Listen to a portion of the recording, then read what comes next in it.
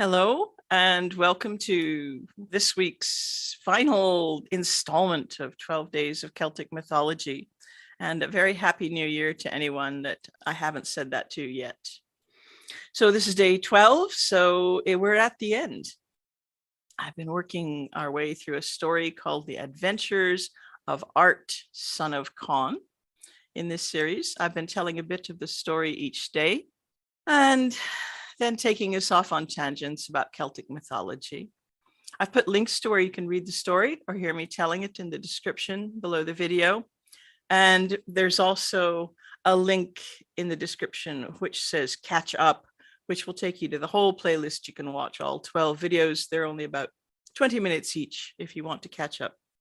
And a big thank you to the people who've donated, or several people have become patrons since I started this series. So that's really nice. I'll be seeing more of them.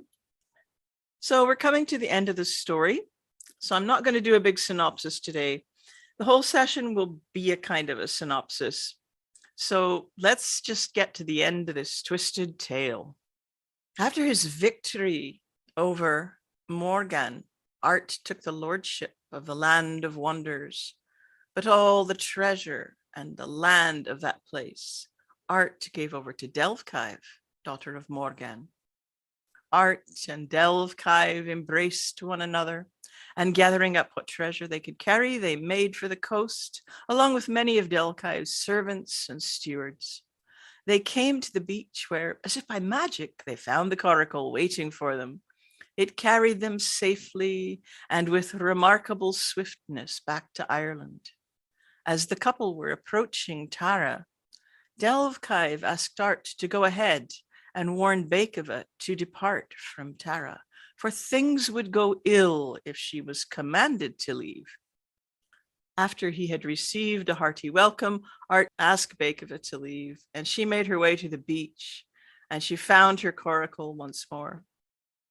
The druids and counselors and people of Tara made Delfkive welcome when she arrived, and the story of Art's adventure was many days in the telling. And this is the end of the adventures of Art, son of Conn, and the courtship of Delfkive, daughter of Morgan. So there are one or two little things that are worth mentioning before I launch into my summing up. Morgan's country is referred to as the land of wonder. Obviously some kind of other world, and yet we're told that Art becomes its lord. So whether we're to understand that he will rule both in Tara and this other world is ambiguous, but it's an interesting thought. The closest I can think to a parallel offhand might be Puich in Anuvan, but even then he doesn't rule there forever. And then there's the departure of Beikva from Tara before Delfkive enters. And I love that they can't both be in the same place at the same time. What does that tell us? Also, the wording here is curious, and it's not explained that things would go badly if Beikva was commanded to leave. Is Delfkive ensuring that Beikva is not treated roughly because to do so would bring bad luck, like mistreating a fairy bride? Like so many things in the story, we can't quite tell. So I've thrown out quite a few ideas about this story over the series. The fact that the story is probably much older than the text we have, and how it shows a lot of Christian ideas and influences, and yet still it retains much of its original magic and mystery and meaning. I've talked a lot about kingship and female sovereignty figures, the ways in which prospective kings are tested, like Art. And there are other possible interpretations of this story, which I haven't touched on so much.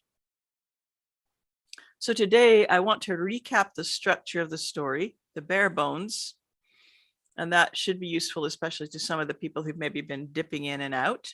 And then we'll try a few different suits of clothes onto the bare bones and see what we think fits. Interpreting a myth is sometimes a life's work for a single myth. I've loved this story for a long, long time, and how I think about it has changed a lot over the years.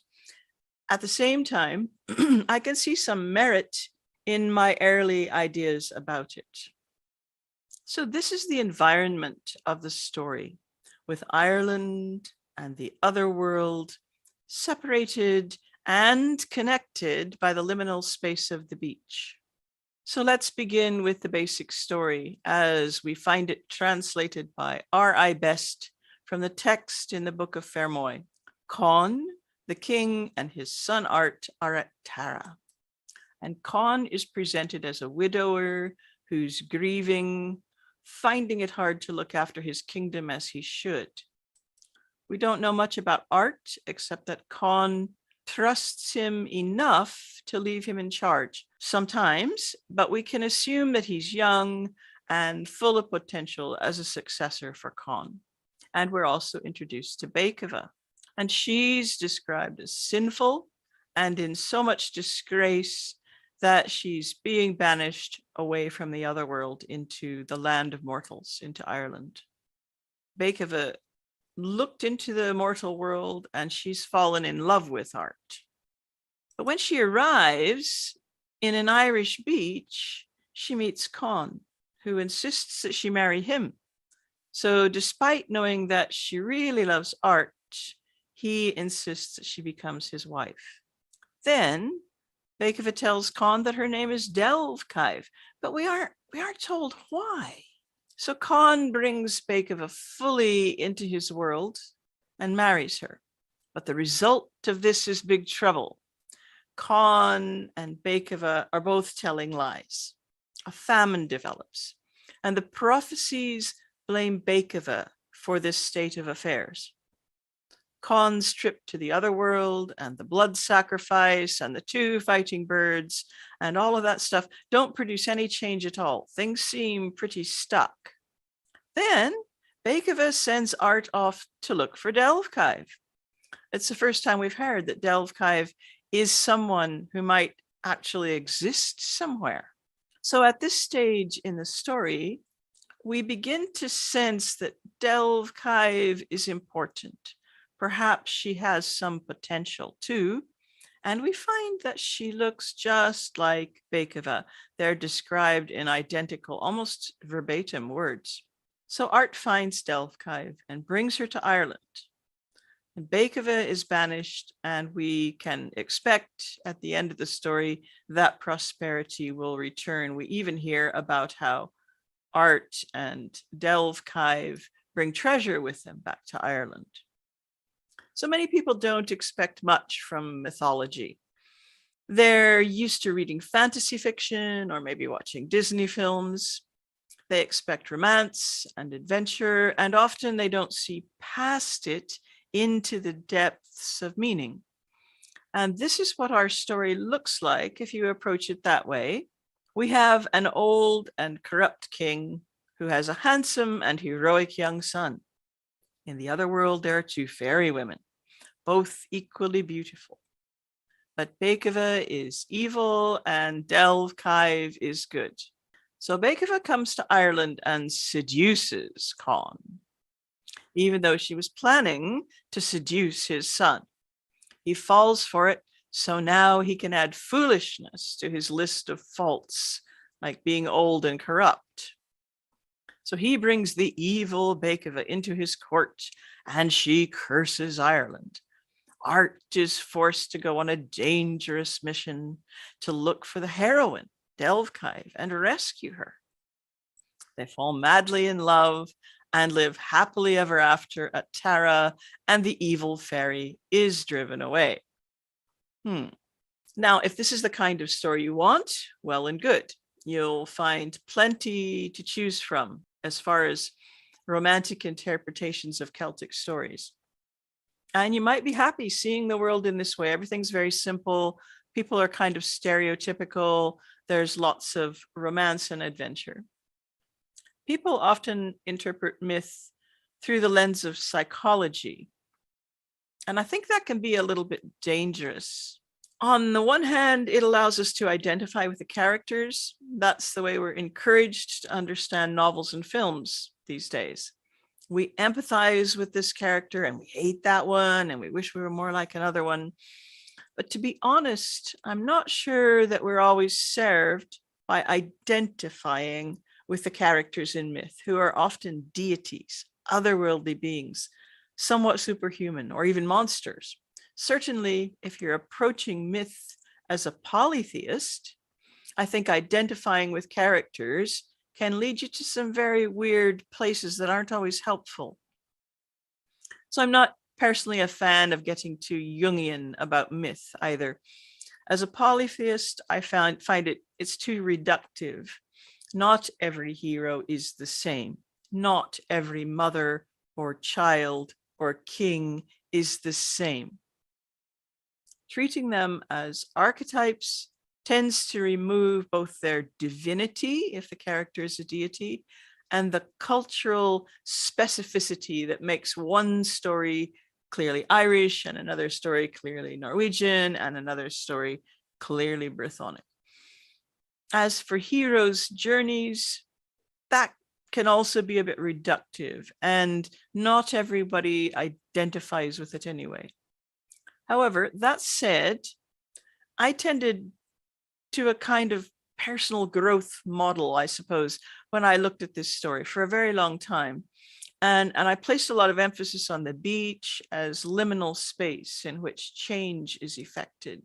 So this is really Beikova stroke Delve Kive's story. By seeking the liminal space of the beach, Beikova sets in motion the events which she needs to have to reclaim herself as Delve Kive. She wants to be Art's queen, and she has an intention which she actually states on her arrival to that effect. So Con goes to the beach, seeking to get a grip on himself. He meets Beikova, gets distracted, and makes a seemingly poor choice. Each of them is in trouble, and each of them seem instinctively to seek out this liminal space in hope of finding a solution and of effecting change. While Con has come from the land to the beach, Beikova comes from the sea, but why is she there? What does liminal space have to offer her other than just somewhere to land a boat? Why does she call herself Delve Kive of all the names she might choose? So both Con and Art depart and arrive through the same liminal space repeatedly. It seems like this is a place or a way that they are effecting a kind of transfer of power. Having lost his wife, it seems like Con's life force is on the wane. And no matter what he tries, things seem to get steadily worse in Ireland. Perhaps the time has come when the best solution to Con's trouble and grief is to hand power to his son. However, it's really Beikova's arrival which sets the wheels in motion to make this possible.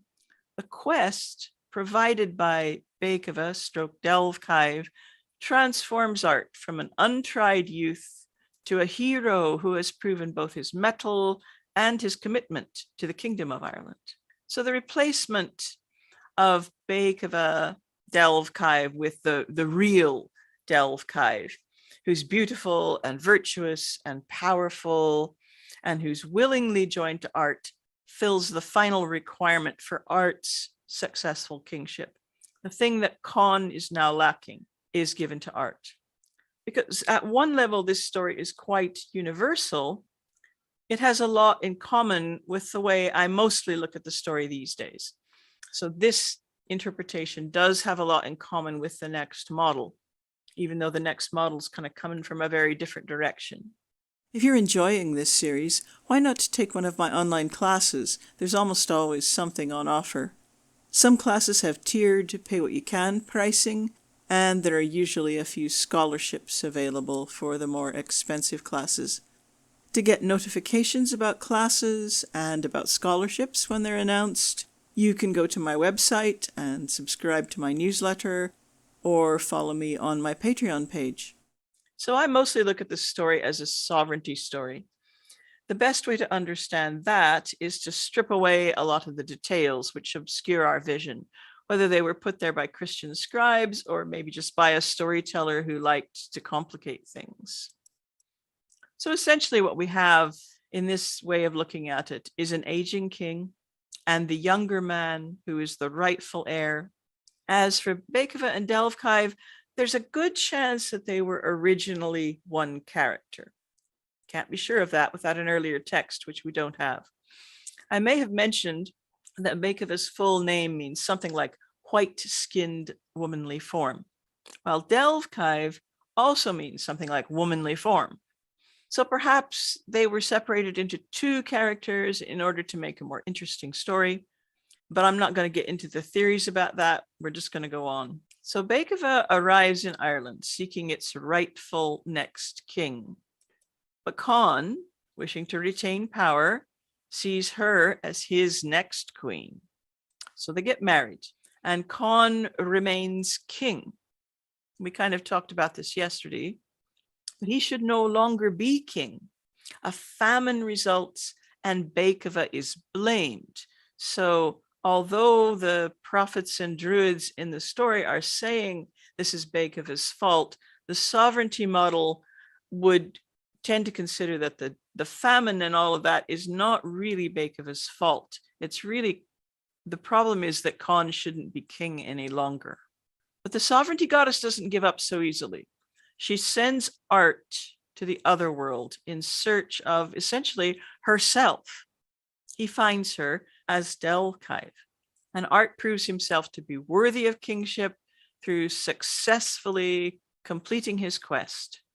This is confirmed because he's been chosen by the sovereignty goddess. So now all will be as it should be in Ireland. So if you can cast your mind back to the construction of things like fairy bride stories, then that will all make a great deal of sense to you. If not, you might need to go back to the beginning and watch the whole series and see if you see what it does for you. It seems to be the way in many of these stories that the old waning generation is killed by the new. It's not just part of his quest, but it also, it's very like, I think maybe yesterday or the day before, I talked a little bit about Kilhuch and Olwen and the fact that Ysbyddaden is also destined to die when his daughter becomes a wife, when she gets married. In some ways, it's symbolic, I'm sure, the killing of the old generation in order to bring new life about, a very clear change of power. And so in a story, at least, death is a good way to make a clear delineation of that. All of these interpretations have merit: to entertain, like the romantic version, to offer us guidance in our lives, like the psychological personal development ideas, and to help us understand cosmology and how sovereignty and stewardship of the land should be dealt with. All of these interpretations, and any others you can think of, reflect the person or culture doing the interpreting. That's very important to understand. The interpretation isn't baked into the myth. Perhaps one interpretation may be baked into the myth, but as time passes, myth continues to sort of be distilled and fit its culture and be reshaped a little bit here and there for the times it's in. And so new interpretations arise, and also new individuals arise with new ideas and come up with different interpretations. If your interpretation of myth never changes, it could be a sign that you need to find some liminal space and do some growing. So congratulations if you've made it to the end of this Day 12 Odyssey. I hope you've enjoyed it. And if you have, I encourage you to check out one of my classes. But most of all, I encourage you to keep reading the myths. So bye for now, and thanks so much for joining me.